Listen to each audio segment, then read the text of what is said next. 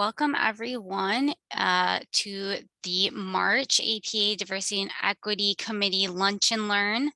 It's noon now. We usually give a minute or two as people settle in from the lunch hour to join us. So we'll just take another minute or two before we kick off today with Dan Hylton from HousingLink. So just stick around.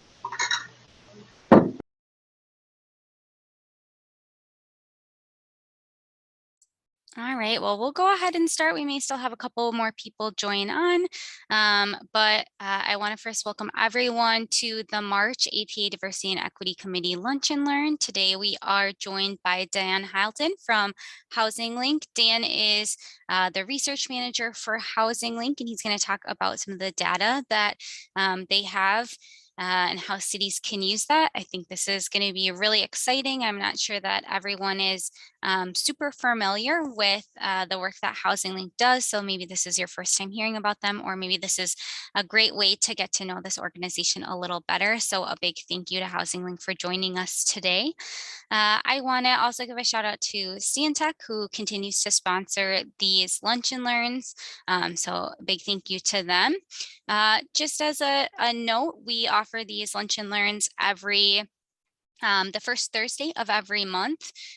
So just, mark that on your calendar, have that as a placeholder. We always have something that we're offering. And now with the new equity credit that everyone needs to have for reporting CMs, this is a great way to have that. So thank you all for joining us again, and I'll turn it over to Dan. Great, thank you, Peggy Sue. And let me know if for some reason my voice isn't coming through or anything. So my name is Dan Hilton. I am research manager with HousingLink. And HousingLink, if you don't know, we are a Minneapolis-based nonprofit with a mission of connecting people to affordable rental homes, increasing choice and access for all. And that really grows out of our history. A collaborative effort established HousingLink in 1997. Government, housing advocates, property owners and managers, and low-income renters all needed a single affordable rental listing source. The goal was to increase low-income renters' access to housing options. And so HousingLink set out to maintain a database of rental listings. Originally, lists of housing openings were literally faxed to partners throughout the Twin Cities. We later expanded to cover all of Minnesota, but as we have at heart a technology organization, as the years went by, we expanded in ways intended to take advantage of the latest trends in technology to better reach people.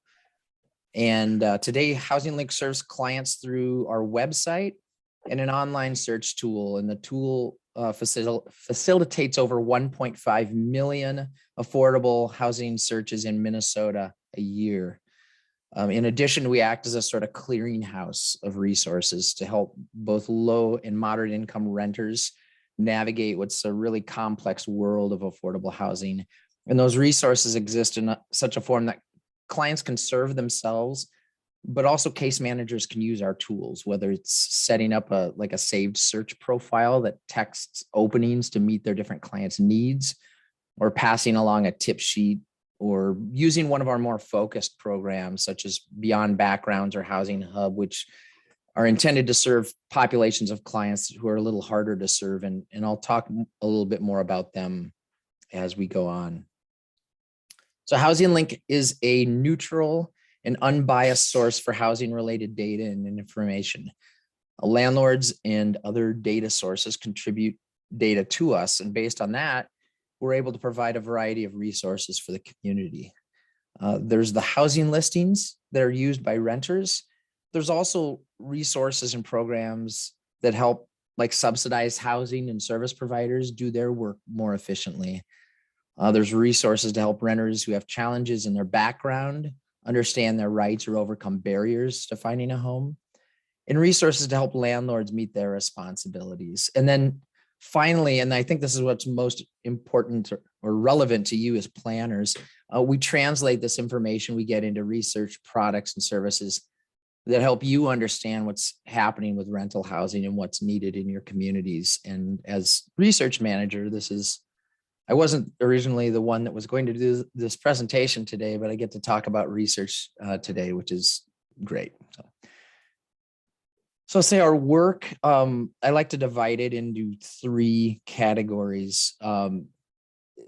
So first, there's web-based resources, and these are resources that are generally accessible on our website. So whether by renters or case managers or landlords in sort of like a self-serve model.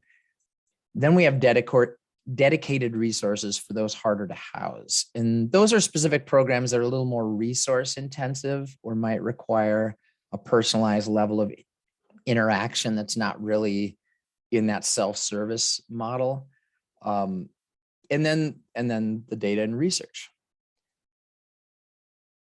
So today I'm talking about how we're advancing equitable rental housing access. And I'm going to talk about a couple ways we do that through our web-based resources. So in that first category, the web-based stuff, this is where it's kind of fun to highlight the impact of our work just via the pure volume of traffic we get to our site. And as you look at some of the stats on this page, this is really where you see that impact through that resource clearinghouse thing that I called us. The original creation of HousingLink was based on the idea that by making a broad swath of resources available and then just simplifying the whole process, just by virtue of that, you're increasing housing choice and hopefully in the process expanding access. These resources are either accessed directly by renters or on behalf of renters by case managers. And the most core element of all the resources is that housing search tool. It often flies under the radar, unnoticed. Being a small organization and sort of a tech organization, we're culturally a little more like a startup than some of our peers. We're always like trying to find innovative new technology ways of accomplishing the mission. But meanwhile, this housing search is just trucking along with over 1.5 million searches conducted just last year alone. So if we look at how the housing search tool works, it's front and center when you first visit our site. This is like a screenshot from that homepage of our website. You can create an account where you could customize and save searches to have notifications sent out, but you don't have to. We want the barrier to entry to be as low as possible. You see along the left side, there's a number of filters to try to allow a renter to customize a search to meet their needs.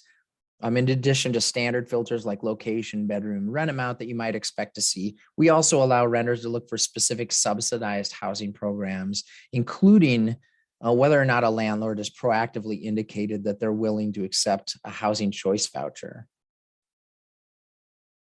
So now we're going to see what it looks like. So this is when you actually get search results. And if you don't know, so housing choice vouchers, which are often called Section 8 vouchers, and really with any tenant voucher program, a renter is given a voucher that ensures them a deep subsidy. So like paying only a percentage of their income on rent, regardless of their income. And they can use that voucher in the private market. Not all landlords accept vouchers. And forgive me if all of this is stuff that you already know, but I never want to assume anything. So not all landlords accept vouchers. So the searching and calling different places to find out if your voucher will be accepted can be a pretty frustrating process for a renter. And this feature can save renters a lot of time and discouragement. You know, if they see the little friendly Section 8 voucher okay right off to the side of their listing, they know they're not going to have to deal with that frustration. And then now we're seeing what it looks like when you actually click in to see property detail for a listing. In recent times, there's been a bit of a spotlight shown on unequal footing that renters and landlords have in the screening process in a housing search. It's pretty well accepted that a landlord is going to screen prospective tenants, but there's traditionally not been a way for a renter to know a whole lot about their future housing provider. And a couple of years ago, we made some enhancements in an attempt to even that playing field just a bit.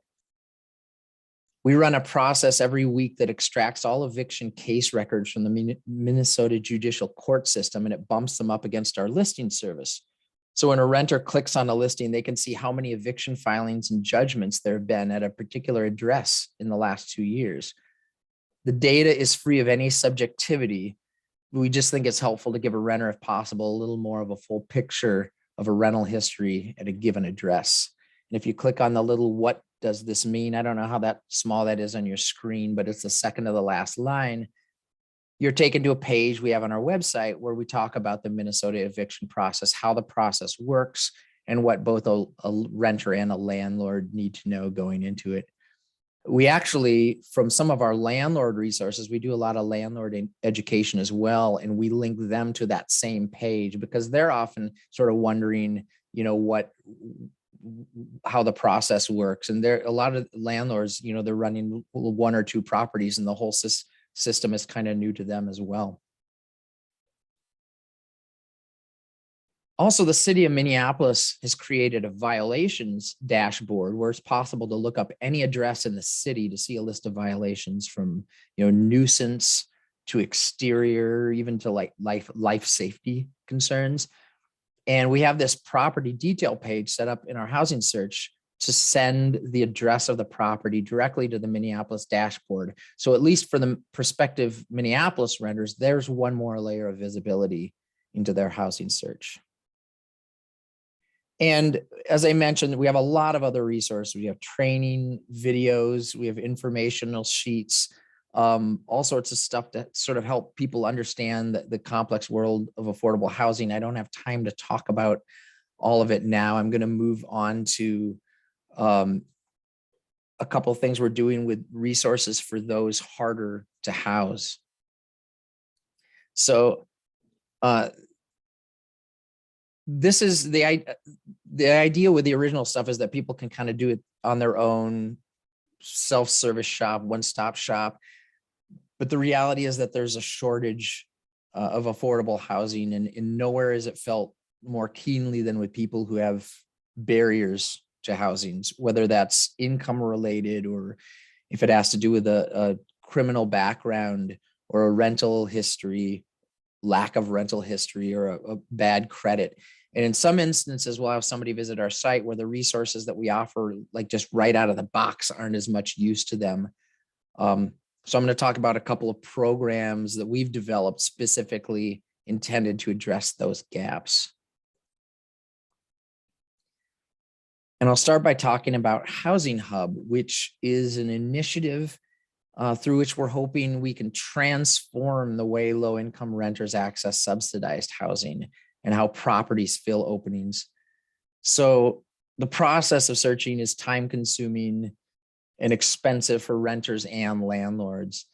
In the subsidized housing world, waiting lists for the units are like a year to 4 years in length. And there's not an easy way for renters to know where they're at on any individual list. So every time a low income renter has an address change, they'd have to remember what subsidized housing list they're on, contact the individual properties or agencies that manage the lists and notify them that their address has changed. And when properties contact renters, they often reach out to the top 10 people on the waiting list in the hope of hearing back from like 3 or 4 of them. And the inefficient system overall just keeps those who most need subsidized units from getting timely access. So HousingHub will allow properties to manage all their waiting lists on one website.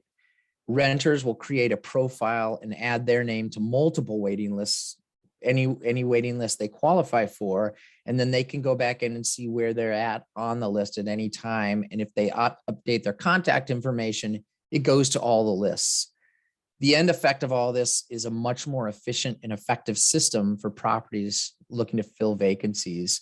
And actually, it is planned to go live at some point this spring. And the other program I'm going to mention is Beyond Backgrounds.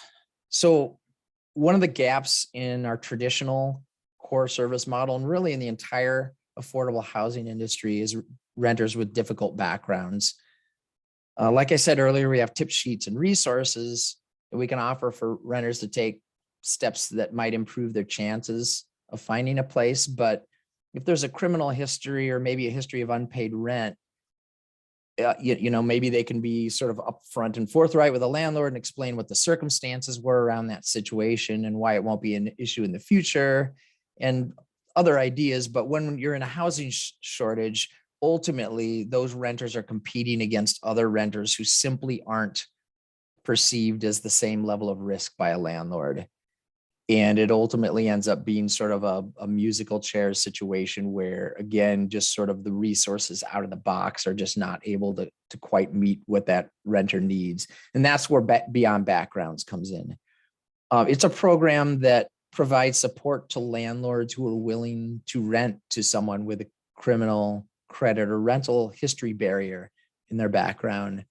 When a landlord rents to a Beyond Backgrounds participant, they have access to up to $2,000 of free insurance that covers stuff like damage to the unit, unpaid rent at the end of the lease term, court filing fees, and all sorts of other stuff that is beyond what would be covered by a security deposit. I imagine some of the numbers on here are pretty small, but this is talking about the success of the program since its inception. 519 renters housed, and there's only been 13 claims on the risk fund. Thus far, the model has been such that an agency will fund us to make Beyond Backgrounds available for a given jurisdiction, say Ramsey County or Washington County, and that funding will provide case manager support. So case managers are actually accessing the Beyond Background system on behalf of their clients. And the program plays sort of a matchmaker role between landlords who want to help and are also interested in the $2,000 insurance, and then the actual renters. And that communication remains throughout the terms of the lease, the case manager support and semi-regular check-ins. Now, this program takes a higher level of involvement than is possible through just what's available through our website, but funders have been really pleased at this success rate. And we're actually really excited that this program is expected to go statewide. It is literally imminent. Sometime within the next week or two, gone will be the days of needing a referral through a specific program, but individuals will be able to sign up. So that's all about resources and just some of the ways in which what we're doing is advancing access to housing in the region. And now I'm going to talk about the data, which, as I said, is a little bit more of my wheelhouse and maybe yours. So I think it's helpful to think of the rental market as being comprised of two elements: private market and subsidized housing. And we're all planners here, so I'm sure we know, but I don't want to presume. But I'll just say private market rental means private ownership and no public investment. So rents are pretty much constrained only by market forces. And subsidized housing, and this actually can get a little bit fudgy on the definition, but at least the way I defined it in terms of how HousingLink defines it for our data is wherever there's a contractual obligation to provide affordability over a long term. So this can mean stuff like public housing and project-based Section 8, where there's a deep subsidy where an extremely low income household is paying, say, only 30% of their income on rent. Or it could mean something like tax credit housing, or the type of affordable housing you might see written into an inclusionary zoning policy where there's not a direct subsidy to a rental family, but the rents are constrained to remain at a certain level of affordability, say 60% of area median income or 80% of area median. Now you'll notice I have a little overlap in my very fancy chart. There's actually some overlap between private market and subsidized housing. In some instances, say with the housing choice voucher that we talked about, those are used in the private market. So in that sense, there's a little overlap. And I think it's also fair to point out, a lot of housing programs right now, and I'm thinking of the predominant mechanism for creating affordable housing these days, the low income housing tax credit program, only targets rents to generally 60% of area median. And that's not affordable to a lot of people. In fact, using the typical standard of affordability, which is paying no more than 30% of your income on housing, you can actually charge over $1,400 for a 2-bedroom apartment in the Twin Cities metro. So we think of rents as skyrocketing right now, but a $1,400 rent, affordable to 60% of the area median, is kind of right in line with rents that we're currently seeing. So there's a lot of places in town where even though you're technically a subsidized property, it's really the market still constraining the rent more than the contractual obligation, which is kind of, you don't think about it till you actually kind of look at the numbers and see that that's probably what's going on. So another way that there's a little overlap between the two markets, but whether you're talking about deep subsidy or merely limits to the rent that can be charged, regardless of public funding type, we track it, the subsidized housing, in our streams database. So if you're on our website, you go to the data and research drop down and there's a streams link. You can also see it at the bottom of the screen. And I think that's going to remain in the next few slides. So if you are following along and want to jot anything down to check this out, because it's a pretty cool resource. And if you click on it, you come to this page. And you see at the summary window at the bottom that it contains nearly 130,000 subsidized units in the state of Minnesota. And I'm just going to say it, there's not a better source of subsidized housing data available. There's some national sources. I know there's a national housing preservation database that gets data from HUD and gets data on tax credit and brings that all together. And we actually use them as a data source. And then, of course, there's Minnesota Housing, the state housing finance agency tracks their own investments.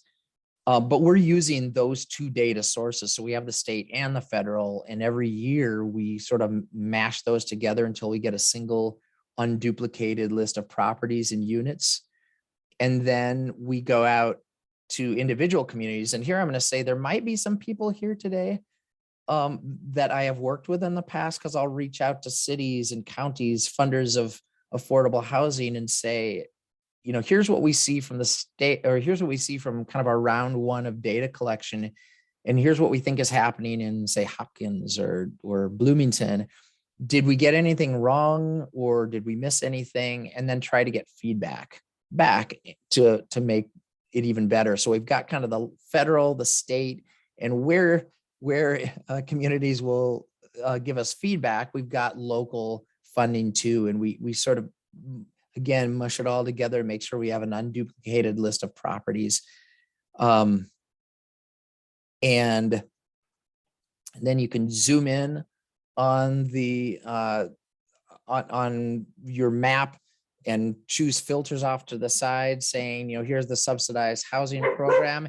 You can hear my dog barking in the background. This working from home, and the mail carrier just came by. Sorry about that. Oh, he's coming back with another letter. So you can see if they're federal sources, state sources, local. You can choose an obligation end date. So that's when you expect the subsidized housing obligation to end, or a first financing. That's when units are first included in our data, is when they get their first financing, when the first financing event has a closing. And then you can zoom in, or if you look up top above the map here, there's a city search, which should really be called Metro Search in Greater Minnesota. And you can select individual communities, and you'll see that the project or the property search summary at the bottom is keeping a running total.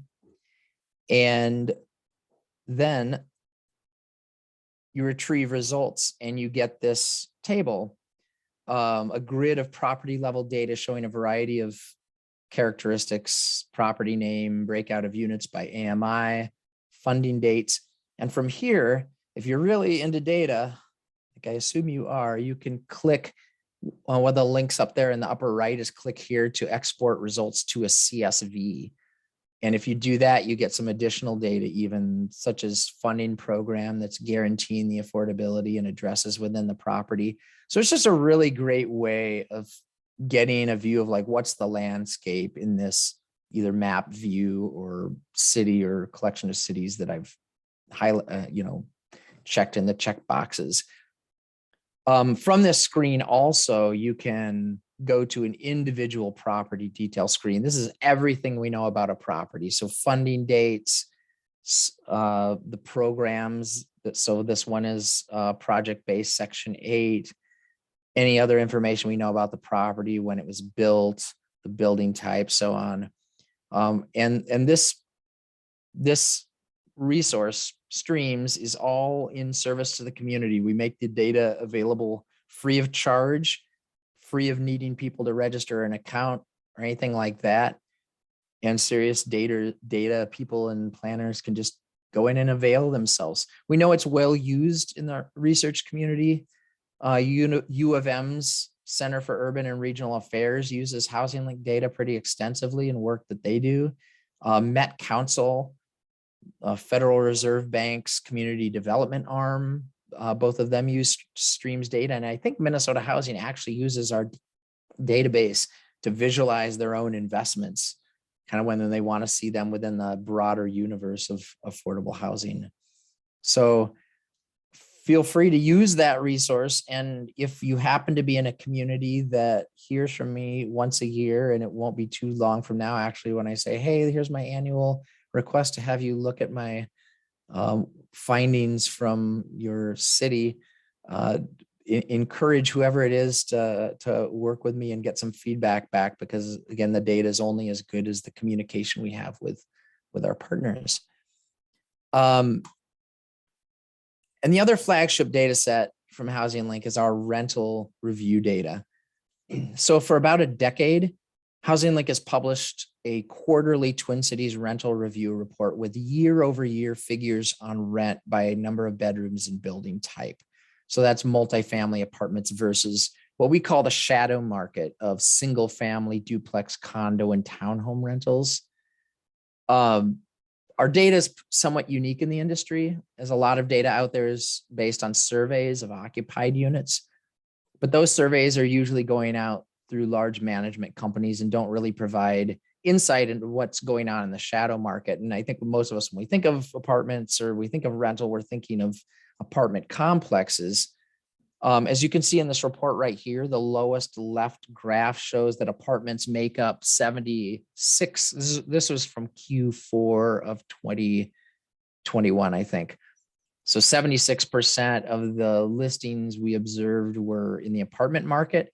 And then the rest, the 24%, was in the shadow market. And although that's not a majority of openings, we think it's important to include. So a shadow market property, say like a single family or duplex rental, it's more likely to be a mom and pop style operation. And many landlords of that type are a little more able to work with a renter's unique and sometimes more challenging circumstances. And in some submarkets, like my own neighborhood in North Minneapolis, there's just not a lot of large multifamily stock. So a single family or duplex rental might represent a family's only opportunity to move into, say, their child's school district or close to an employer. So we think it's important in research to reflect the entire scope of options out there for renters. And actually, that's one other thing I should mention about our data. Where a lot of information on rent trends comes from surveys, our data comes directly from publicly advertised rental listings. So if there's a unit that's been occupied for a number of years, so say whether that rent's going up or staying the same, we're not going to pick that up. What we are going to capture is when the renter moves out and the landlord makes a decision on what to list at. So we tend to be very responsive to changes in the market because we're picking up rents for units that are turned over, which is when landlords are most easily able to set new rent amounts.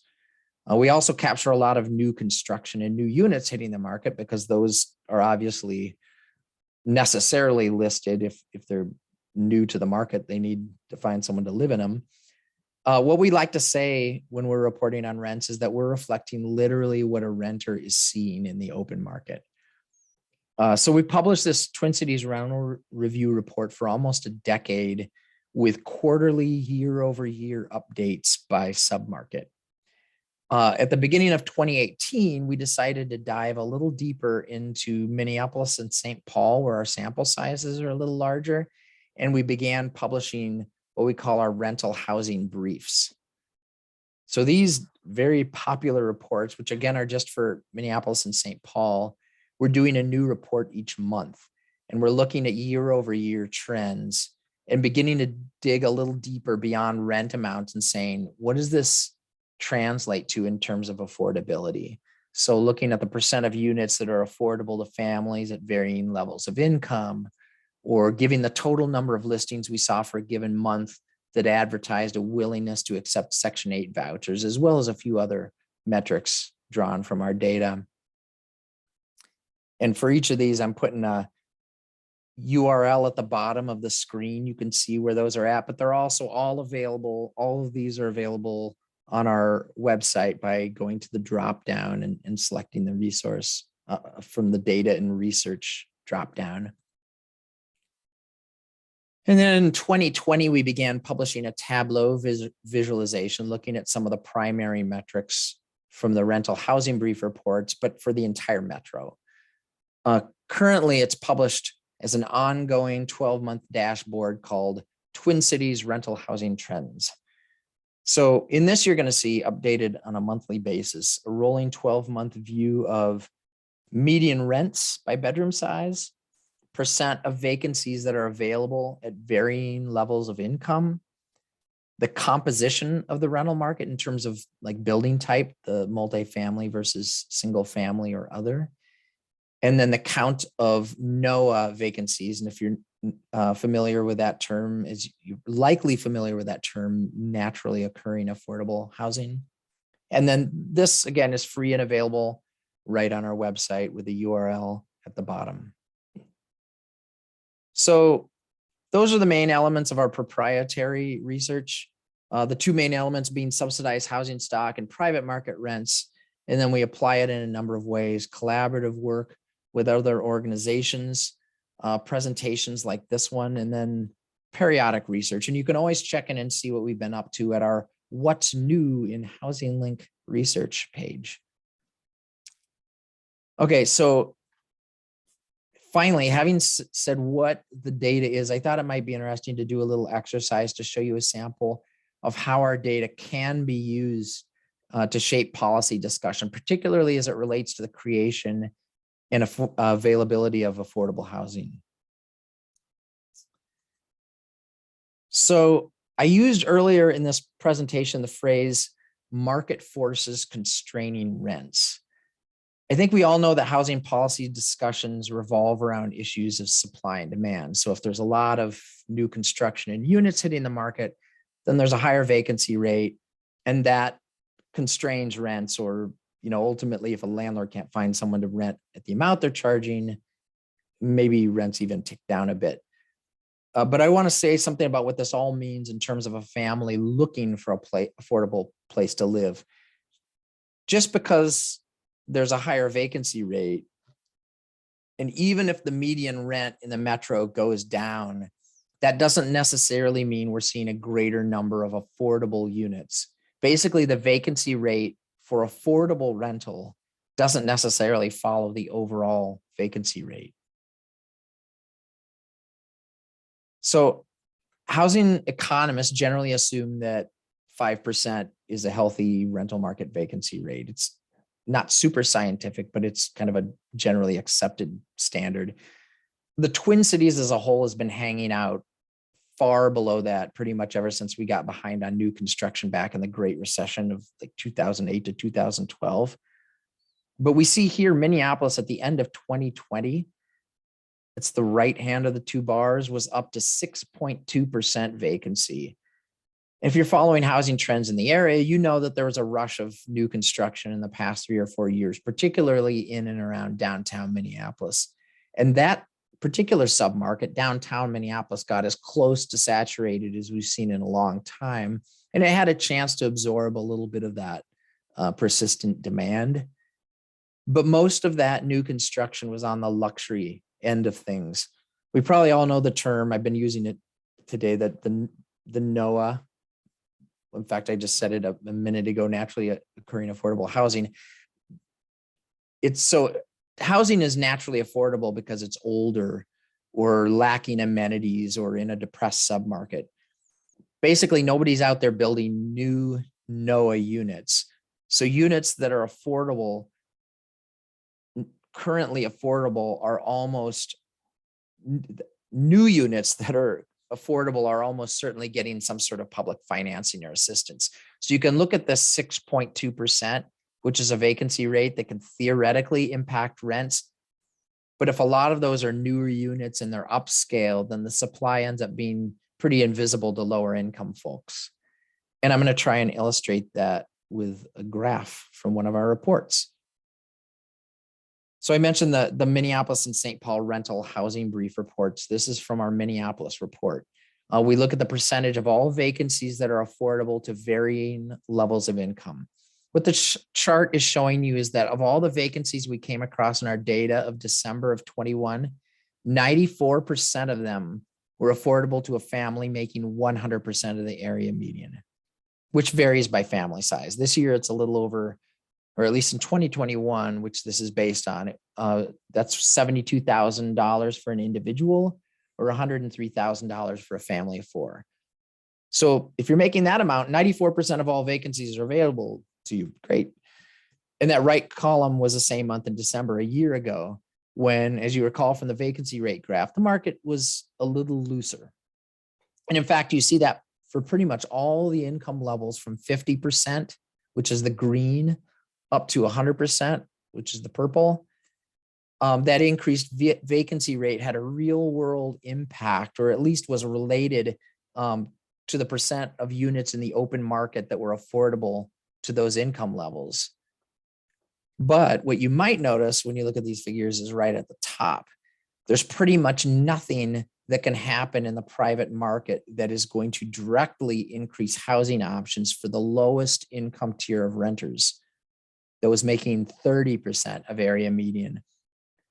Higher vacancy rate, moderating rents, they're not going to be affordable to people in that bracket regardless. That's a family of four making around $31,000 a year, which incidentally is right around $15 an hour working full time. That's kind of the amount that some communities are trying to raise the minimum wage up to. So that's just some context I want to add to this whole discussion about affordability and availability. And the whole conversation is why the term affordable housing is so fraught. It's a discussion that HousingLink is having internally about how to talk about affordable housing. Affordable housing is thrown around a lot, but there's no set definitions. Local governments say one thing when they're establishing housing goals or developing programs, But obviously, individual families looking for housing can only evaluate the idea of affordable relative to their own circumstances. We talked earlier about tax credit properties, which make up a bulk of new affordable housing development. But again, even those are typically only ensuring rents affordable to sometimes 50%, usually 60% of area median. And if we recall that affordable by AMI graphic, between 47 and 55% of private market rents are already affordable to families making 60% of the area median. These aren't occupied rents. These are listings that we're seeing, like open vacancies. 47 to 55% are already affordable to 60% AMI. But that level of affordability isn't going to touch those folks at the 30% level who, unless they end up in creative living arrangements like doubling up, are generally only going to be able to be assisted through housing with deep subsidies, where they're paying only 30% of their income towards rent. This is all not to say that changes in the rental market don't have some sort of indirect or ripple effects down the line. We do see that the percentage of the market that's affordable to those of moderate income, 50%, 60%, that availability goes up when the market softens a bit. And the really hard to serve group of extremely low income folks,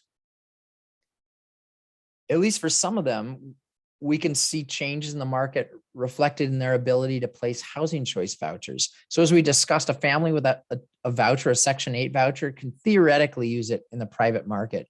They rent a place and a large percentage of the rent is paid for by the federal government. But there's no federal or state requirements for a landlord to accept the voucher, and most do not for a variety of reasons that are tangentially related to this presentation, but not the focus of this presentation. There's a lot of local effort to, by advocates and housing authorities to encourage and increase the acceptance of vouchers. But historically, all those efforts pale in comparison to the power of the market. We find that when the market loosens up, just like you might see landlords starting to offer concessions, like first month free or whatever, you start to see a larger number of landlords accepting vouchers.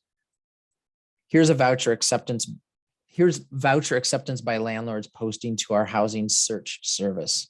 I will note that this is not the overall percentage of landlords accepting vouchers in the state, which is probably closer to 20 or 25%. These are HousingLink landlords. So it's more directionally meaningful rather than necessarily being representative of what's going on in the overall market. And this is leaving out Minneapolis landlords, where there's an ordinance stating that they must accept vouchers. But all of this is to illustrate that though these market forces we've been talking about, supply and vacancy, aren't going to generate rents that are affordable to those at the lowest income levels, there are ways in which it can impact some of the mechanisms that serve those at the lowest income levels. So there's a lot of quick deep diving. I hope in all this, which is just one of many lines of inquiry, I've illustrated a little bit about how affordability is not super cut and dry and can really be a matter of perspective. But I've also talked about some of the ways we can apply HousingLink data and some of the things we're doing around affordable housing issues. And we're all here because of an interest in advancing equitable access to housing in the area. So maybe you can think of some ways that this data could be applied in your work, or as you engage in policy discussions.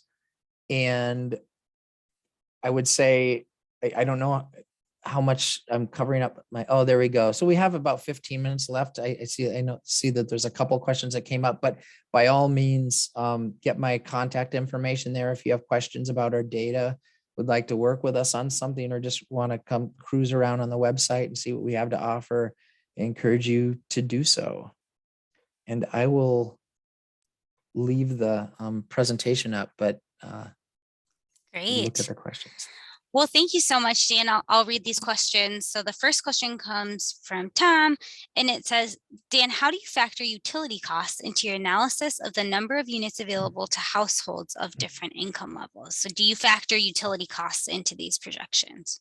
I love that I got this question because we actually do, and it's proprietary method that we developed. So we're actually doing an estimate of utility costs based on the size. So we're using payment standards from Metro HRA to say, here's what they think a typical utility of a type of utility costs based on household size or based on unit size. And we're estimating the number of people in a unit to get at that. Also, we know that different utilities cost different amounts depending on building type, or you're more likely to be responsible for that utility based on whether you're renting a single family home. If you're renting a single family home, you're probably going to have to pay for the heat. If you're renting a multifamily apartment, you're not. So we're also figuring that into the calculation. So it's weighted by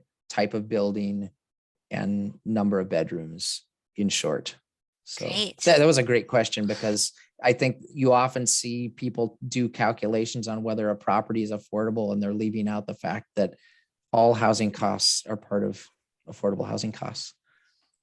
Great. The next question says, where do you see significant changes taking place when it comes to affordability, providing more multifamily housing, working with more developers? Much of this is focused on policy. Where are the policymakers in this process? Is there momentum at the state legislature to create more affordable housing?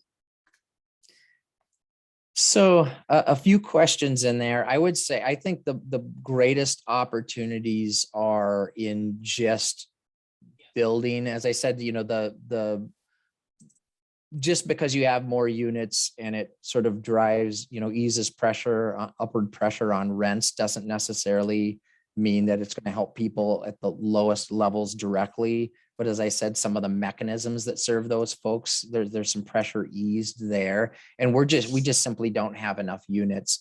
And a phenomenon I think is interesting to think about is, we do a lot of stuff with, like, are we going to have rent control, or are we going to have, affordable housing, again, that constrains rents to a certain amount, but those don't make rents go down. Those just keep rents from going over a certain amount.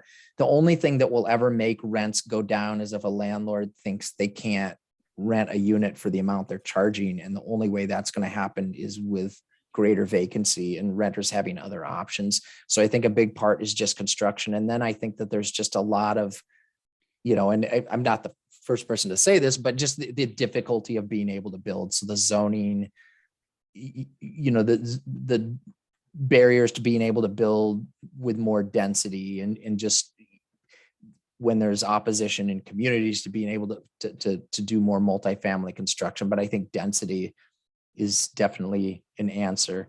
I think that there, in times like now, when, like, just housing prices and, well, I mean, always housing prices are an issue, but I think there's a little more of a spotlight in that sense. I know we have a big surplus that's being projected right now in the state budget, and I think there's maybe a little more energy around some of these issues than there typically is. But I'm not an advocate. I'm a researcher, so you probably could talk to someone at Housing Preservation Project or Minnesota Housing Partnership or Minnesota Housing for better answer to that last part about the state legislature. Great. I'm not seeing any more questions. If you have questions for Dan, here we go. We have not required that vouchers be accepted at TIF projects. We've gotten much pushback from developers on the issue of requiring. How does the city incentivize or encourage accepting vouchers, or should we simply just in the future require that vouchers are accepted with public subsidy? It's a great question.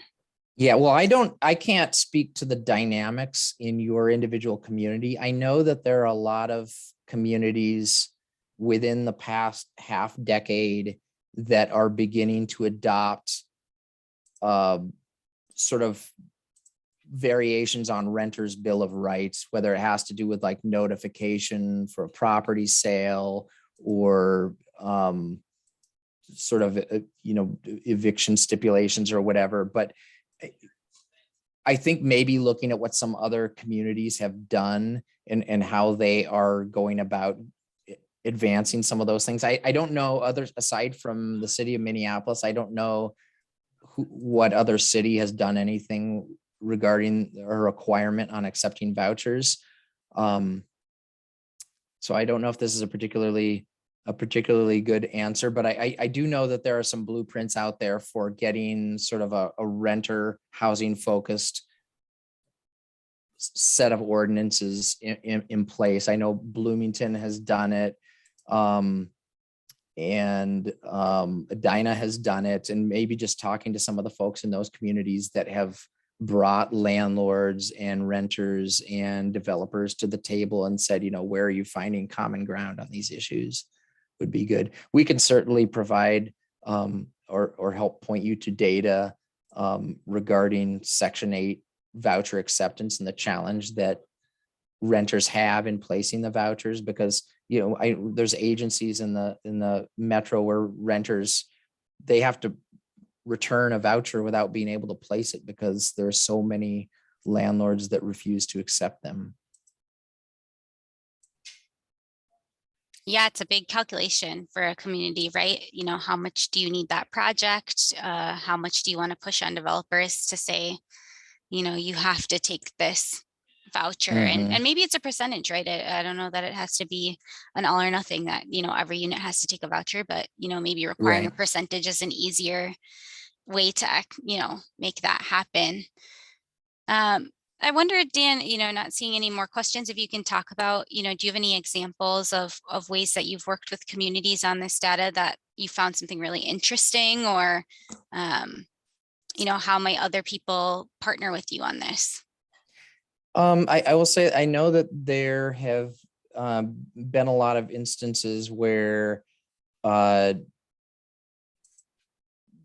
there have been like transportation studies. So we're helping to visualize where subsidized housing is located and whether they're meeting sort of affordable housing goals, or sort of understanding what's in the landscape around them.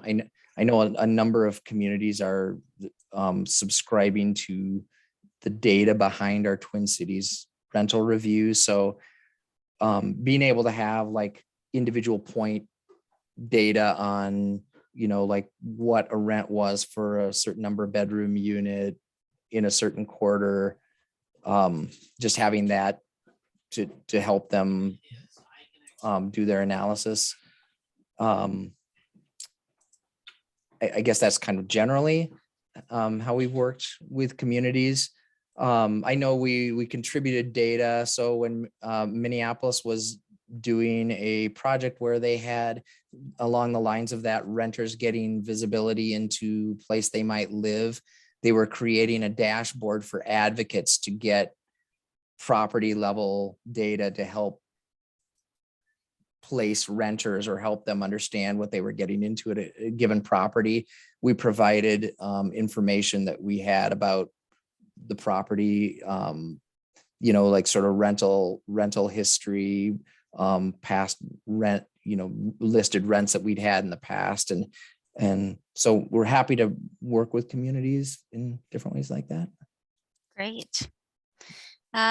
So the only ways that we have affordable housing at low price points are public inclusionary requirements or public co-funding with strings attached, or NOAA properties, which often means older, depreciated, less desirable. Do you have housing stock estimates of how much housing is in each of those three baskets? This is a question from the chat.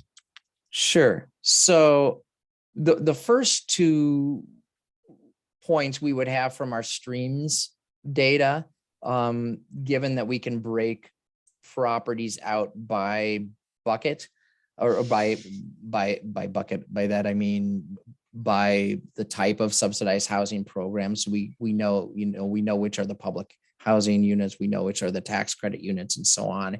In terms of the NOAA units, the only way I've seen this done, HUD has this, and Todd, I'm sure you know this, the CHAZ data set from HUD, which is looking at the total number of units that are, it's like an extract from the American Housing Survey a 5-year sample, and they're looking at the number of units that are occupied by those in AMI 0 to 30, 30 to 50, and so on, and trying to get some sort of, we know how many overall units there are, or how many overall affordable units there are, subtracting our streams data, with the remainder being estimated to be the NOAA. But it's taking two different data sets from different methodologies, and it's probably imprecise, but that's all I know of.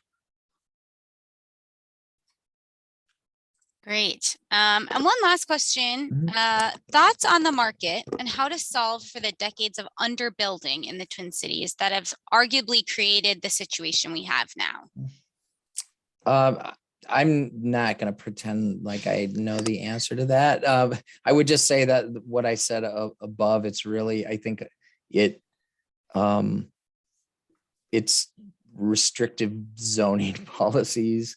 I think that there's a lot of developers that are very willing to build, and there's just restrictive zoning that as long as we're here in a diversity and equity setting, I will say that a lot of zoning policies that originated out of a very racist origins that were intended to keep the house, make housing as single family home and parking friendly as possible, and restrict multifamily. And I guess to the extent that the origin of some of those policies can be identified and highlighted, and if there is energy in communities right now at trying to right some historical wrongs, that maybe that's one approach to take. But that's all that comes to me off the top of my head. No, I love that. And I think you're totally right. I think we have a legacy of zoning that has really concentrated where we see multifamily housing, and that underbuilding is some of it marking conditions of the past, and some of it is just lack of available land for that. So if communities are looking for very easy ways that they can really impact equity, it's zoning more land for multifamily housing. We know that our neighbors of color most often live in multifamily housing for a variety of reasons. So if your council is looking for ways to impact equity, that's a really big one.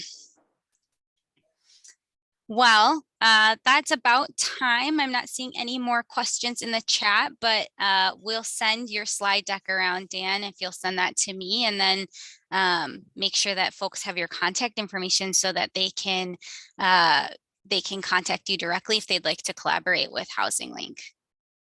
Sounds great. Thank you. Thank you very much for having me today.